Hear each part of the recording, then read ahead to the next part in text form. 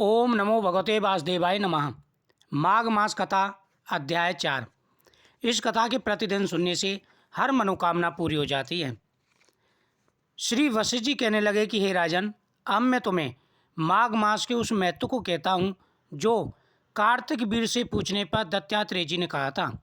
जिस समय साक्षात विष्णु के रूप में श्री दत्तात्रेय जी सत्य पर्वत पर रहते थे, तब महेशमती के राजा सहस्रार्जुन ने उनसे पूछा कि हे योगियों में श्रेष्ठ दत्तात्रेय जी, मैंने सब धर्म सुने, अब कृपा करके मुझे माघ मास का महत्व बताइए।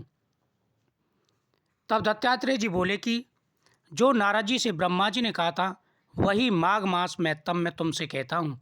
इस कर्म भूमि भारत में जन्म लेकर जिसने माघ स्नान नहीं किया उसका जन्म निष्फल है।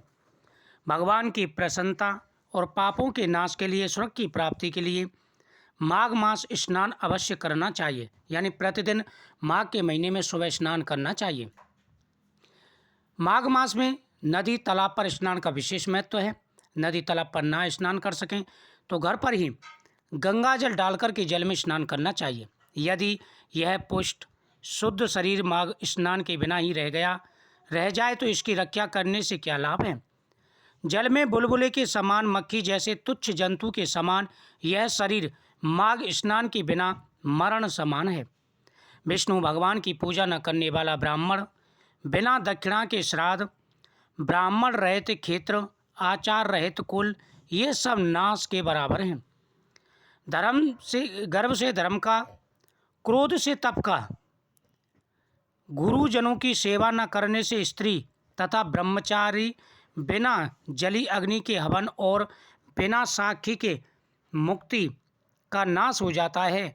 जीविका के लिए कहने वाली कथा, अपने ही लिए बनाए हुए भोजन की क्रिया, शूद्र से भिक्षा लेकर किया हुआ यज्ञ तथा कंजूस का धन, यह सब नाश के कारण बनते हैं।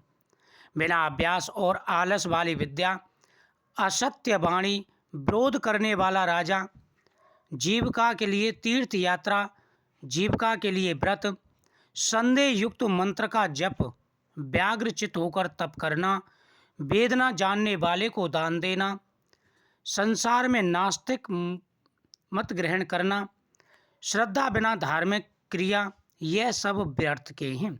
यानी अगर इन कार्यों में श्रद्धा ना हो, विश्वास ना हो तो इनको करने का कोई फल नहीं होता है।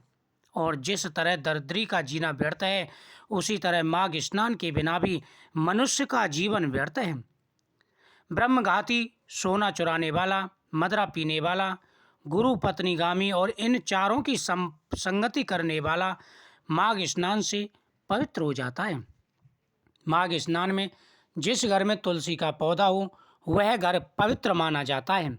प्रतिदिन तुलसी की पूजा करनी चाहिए, दीपक जलाना चाहिए, ओम नमो भगवते वासुदेवाय नमः मंत्र का जाप करना चाहिए।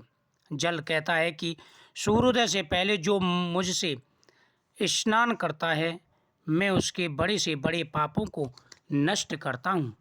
महापातक भी स्नान करने से भस्म हो जाते हैं। माघ मास के स्नान का जब समय आ जाता है तो सब पाप अपने नाश के भय से कांप जाते हैं। जैसे मेघों से युक्त होकर चंद्रमा प्रकाश करता है, वैसे ही श्रेष्ठ मनुष्य माघ में स्नान करके प्रकाशवान होते हैं। काया, वाचा, मनसा से किए हुए छोटे या बड़े, नए या पुराने सभी पाप स्नान करने से नष्ट हो जाते हैं। आलस में बिना जाने जो पाप किए हों वह भी नाश को प्राप्त हो जाते हैं। जिस तरह जन्मांतर के अभ्यास से आध्यात्मिक ज्ञान की प्राप्ति होती है, उसी तरह जन्म अभ्यास से ही माघ स्नान में मनुष्य की रुचि होती है। यह अपवित्रों को पवित्र करने वाला, बड़ा तप और संसार रूपी कीचड़ को धोने वाला पवित्र मास है। हे राजन, जो मनवांचित फल प्रदान देने वाला है, इसलिए मनुष्य को प्रतिदिन माघ मास का स्नान जरूर करना चाहिए। जो व्यक्ति माघ मास में स्नान नहीं करते उनका जीवन व्यर्थ है। यह चतुर्थ दिन की कथा थी।